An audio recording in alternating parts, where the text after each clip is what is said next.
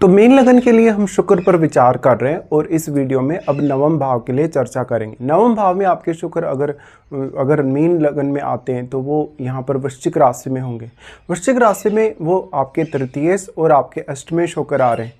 देखिए, इस प्रकार की स्थिति में शुक्र हालांकि आपको काफ़ी सपोर्ट करेगा, लेकिन कुछ मामलों में आपको ऐसा भी लगेगा कि आपने बहुत ज़्यादा मेहनत की है, आप बहुत ज़्यादा अपेक्षा भी कर रहे हैं अच्छे परिणाम की, लेकिन जैसी आपकी अपेक्षा है, जैसी आपकी मेहनत है, उतना अच्छा परिणाम कभी आ नहीं रहा कभी कभी। इस हिसाब से शुक्र आपको दूर दराज के क्षेत्रों में यात्रा करने, विदेश यात्रा करने, विदेशी कल्चर के साथ अच्छा तालमेल बिठाने के लिए प्रेरित करेगा। और अक्सर ऐसा जो शुक्र है वो लगातार आपको कोई ना कोई लंबी दूरी की यात्रा देता ही रहेगा।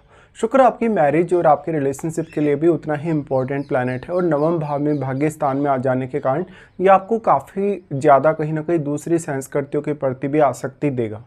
शुक्र के यहाँ जाने के कारण आपका स्वभाव हर किसी के प्रति बहुत ज़्यादा मिलनसार और बहुत ही ज़्यादा एक संयमित व्यक्ति के तौर पे आप दिख सकते हैं। लेकिन वृश्चिक राशि का शुक्र है और वृश्चिक राशि यहाँ पर मंगल की एनर्जी है। ऑलरेडी मंगल की एनर्जी होने की वजह से ये हो सकता है कि देखिए, जब भी मंगल के घरों में शुक्र स्थित होता है तो वो आपकी अपेक्षाओं में काफ़ी तीव्र वृद्धि करता है और कभी कभी उस हिसाब से परिणाम आपको मिल नहीं पाते जैसे कि आपकी अपेक्षाएं रहती हैं। ऐसे में बहुत सारे मामलों में आप यहाँ शुक्र के प्लेस्ड होते हुए असंतुष्ट रह सकते हैं। जैसे कि कभी कभी आपको भाग्य का भी उतना अच्छा सपोर्ट नहीं मिलेगा अगर आपका बृहस्पति बहुत अच्छे से प्लेस्ड नहीं है चार्ट में, या मंगल भी अगर अच्छे से प्लेस्ड नहीं हो तो। इस प्रकार का शुक्र है तो आप दूसरों के प्रति बहुत ज़्यादा सपोर्टिव होंगे। आप अपनी लाइफ में कोई भी बहुत बड़ा गोल लेके चलेंगे और उसको अचीव करने के लिए किसी भी हद तक जाएंगे। यहाँ पे अब जो शुक्र है, क्योंकि वो तृतीयेश है और अष्टमेश है, तो यहाँ पर आपको इन भावों पर विशेष तौर पे फोकस करना चाहिए और इन भावों में बैठे हुए प्लैनेट्स पे भी, क्योंकि अब आपका भाग्य स्थान में शुक्र आ गया तो इन भावों में बैठे हुए प्लैनेट्स का रोल भी उतना ही ज़्यादा बढ़ जाएगा और इन भावों में बैठे हुए प्लैनेट्स भी आपको उतना ही ज़्यादा आप सपोर्ट कर सकते हैं। बेसिकली जो मंगल के घरों में शुक्र स्थित होता है वो धन को लेके, लग्जरी को लेके, जीवन में बहुत ज़्यादा ऐशो आराम को लेके चाहत बढ़ाता है। और जातक चाहे कितना भी धन प्राप्त कर ले, कितनी ही ज़्यादा अपनी उन्नति कर ले जीवन में, लेकिन वो उससे कभी भी संतुष्ट नहीं होता। अब यहाँ पे फिर दूसरे ग्रहों का काफ़ी बड़ा एक रोल आ जाएगा, क्योंकि दूसरे जो भी ग्रह शुक्र से अपना संबंध रखते हैं, चाहे वो कंजक्शन के थ्रू है, चाहे वो दृष्टि संबंध के थ्रू है, उनका भी बहुत ही बड़ा रोल है यहाँ पर। तो शुक्र के साथ बैठा वगैरह और शुक्र पर दृष्टि डाल रख रहे या प्रभाव डाल रख रहे काफ़ी इंपॉर्टेंट हो जाएंगे आपके लिए। ऐसे में सबसे पहले देखिए, शुक्र के साथ आपके नवम भाव में क्या कोई प्लैनेट स्थित है। जो भी प्लैनेट यहाँ पे स्थित होगा वो आपके चार्ट में किसी न किसी भाव का स्वामी होगा जरूर। तो उन भाव विशेष से आपको काफ़ी फायदा होने के चांसेस हैं, चाहे तो उन भाव से जुड़े हुए रिश्तों से, चाहे तो आपको उन भाव से रिलेटेड अपना कोई भी प्रकार का टैलेंट हो आप में, उस हिसाब से शुक्र की इस प्रकार की प्लेसमेंट आपकी धन को लेके, लग्जरी को लेके, जीवन में बहुत ज़्यादा ऐशो आराम को लेके चाहत बढ़ाएगा और उतना ही ज़्यादा आपको प्रेरणा भी देगा आगे बढ़ने के लिए, क्योंकि शुक्र यहाँ से अपने स्वयं के घर, आपके तीसरे घर पे अपनी दृष्टि डाल रहे हैं। तो इसके लिए आप एफर्ट भी पूरी तरीके से कर सकेंगे। लेकिन जो प्लैनेट का यहाँ रिलेशन है शुक्र के साथ, वो प्लैनेट अगर मान लो शुभ हैं, ऐसे केस में शुक्र की शुभता में काफ़ी ज़्यादा वृद्धि हो जाएगी। लेकिन मान लो अगर वो प्लैनेट अशुभ ग्रह हैं, तो अशुभ ग्रह होने की वजह से आपकी अपेक्षाएं काफ़ी तेज़ी से बढ़ेंगी और आपकी अपेक्षाओं के हिसाब से फिर लास्ट में परिणाम होंगे नहीं। तो यहाँ पर आपको बेहद असंतुष्टियों का भी सामना करना पड़ सकता है अक्सर। अब वो प्लैनेट जो एकदम फायरी ग्रह हैं या काफ़ी क्रूर ग्रह हैं, वो अगर शुक्र से रिलेशन रखते हैं किसी भी तरीके से, चाहे दृष्टि संबंध है, चाहे कंजक्शन है, तो उनका काफ़ी बड़ा रोल है, क्योंकि शुक्र एक अत्यंत शुभ ग्रह होने के नाते किसी भी क्रूर ग्रह से काफ़ी तेज़ी से प्रभावित हो सकते हैं, लेकिन वो क्रूर ग्रह को स्वयं उतना ज़्यादा प्रभावित नहीं कर पाएंगे। इसी तरीके से कोई भी शुभ ग्रह जो है वो शुक्र को भी प्रभावित कर सकता है। डिपेंड करता है कि वो शुभ ग्रह आपके चार्ट में कितना अच्छा प्लेस्ड है। शुक्र की नवम भाव में स्थिति है तो आपको उच्च शिक्षा पर ज़्यादा से ज़्यादा बल देना चाहिए, जीवन को बहुत ही ज़्यादा सात्विक तरीके से जीने, बहुत ही सही ढंग से जीने पर बल देना चाहिए। इस प्रकार का शुक्र हालांकि आपके जीवन में किसी भी प्रकार की कमी नहीं आने देगा, धन लग्जरी को लेके, जीवन में सारे सुख साधनों को लेके अगर देखा जाए। लेकिन फिर भी कुछ ना कुछ आपको मैरिड लाइफ हो, रिलेशनशिप हो, उसमें आपको कमियाँ देखने को मिलेंगी। शुक्र अब यहाँ पर वक्री नहीं होना चाहिए। अगर यहाँ पर शुक्र आपका वक्री हो गया तो आपके तीसरे घर के लिए, आपके अष्टम घर के लिए आपका एफर्ट बहुत ही ज़्यादा बढ़ने वाला है। फिर सिर्फ आपको यहाँ इन भाव में बैठे हुए प्लैनेट्स पे ही ज़्यादातर डिपेंडेंट होना पड़ेगा।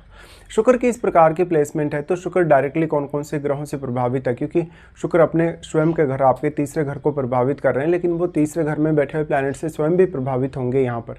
इस हिसाब से शुक्र दूसरे ग्रहों से कितना ज़्यादा प्रभावित है और स्वयं का जो प्रभाव है शुक्र का वो कितना ज़्यादा है।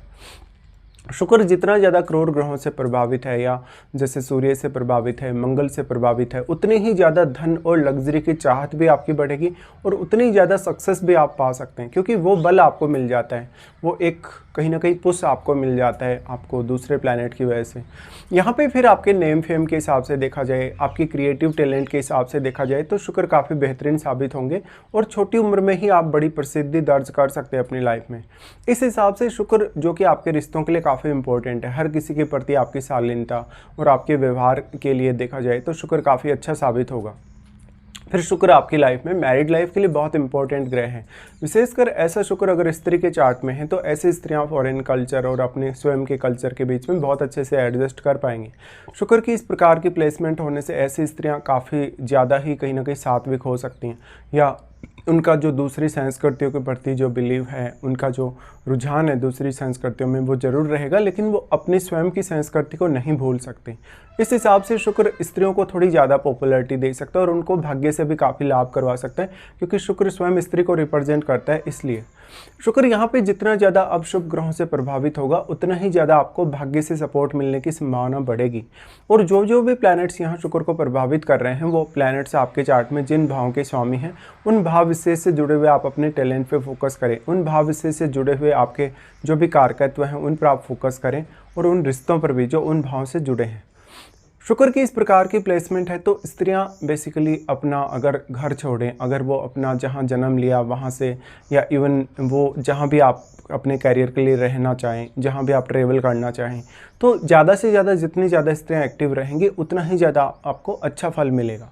इस हिसाब से शुक्र आपको यात्रा करने, इधर उधर का टूर करने, इवन एंटरटेनमेंट के पर्पज़ से भी और अपने कैरियर पर्पज़ से भी काफ़ी ज़्यादा आगे लेकर जा सकते हैं। मंगल के घर में शुक्र का स्थित होना हमेशा हालांकि आपको संतुष्टि तो कभी देगा नहीं, लेकिन फिर भी असंतुष्टि मन में रहेगी और असंतुष्टि रहेगी तभी आप आगे बढ़ सकेंगे। फिर पुरुषों के लिए जब बात आती है शुक्र की, तो देखिए जो वृश्चिक का शुक्र है वैसे तो पुरुषों के लिए उतना अच्छा माना नहीं जाता, क्योंकि वृश्चिक का जो शुक्र है वो बहुत सारे हिडन अफेयर या रिलेशनशिप देता है, लेकिन यहाँ पर वो नवम भाव में है।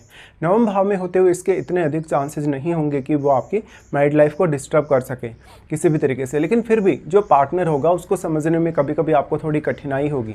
वैसे भी आपका जो सप्तमेश है वो भी ड्यूअल प्लैनेट है और ड्यूअल ही साइन है आपके सप्तम घर में, लेकिन शुक्र जैसा प्लैनेट अगर स्कॉर्पियो में आ गया नवम भाव में तो ऐसे में जीवन साथी बहुत ज़्यादा सात्विक भी हो सकता है, बहुत ज़्यादा गुस्सैल भी हो सकता है और काफ़ी ज़्यादा हिडन टैलेंट आपके पार्टनर में हो सकता है। इस हिसाब से पार्टनर से आपको कोई बहुत बड़ी अपेक्षा भी नहीं रखनी चाहिए, या उनके साथ किसी भी काम को लेके बहुत ज़्यादा इन्वॉल्व भी नहीं होना चाहिए। ज़्यादातर आपको अपने रिश्तों में प्रैक्टिकल होना पड़ेगा। पुरुष के केस में इस प्रकार का जो शुक्र है धन लग्जरी अच्छी लेकर आता है और रिश्तों में बहुत ज़्यादा लगाव भी लेकर आता है, लेकिन आप अपना जो लगाव है, आप अपना जो प्रेम है सामने वाले के साथ बहुत अच्छे से शेयर नहीं कर पाते कभी कभी, और यहीं पे आपका सबसे बड़ा जो पॉइंट है मिसअंडरस्टैंडिंग का वो बनता है।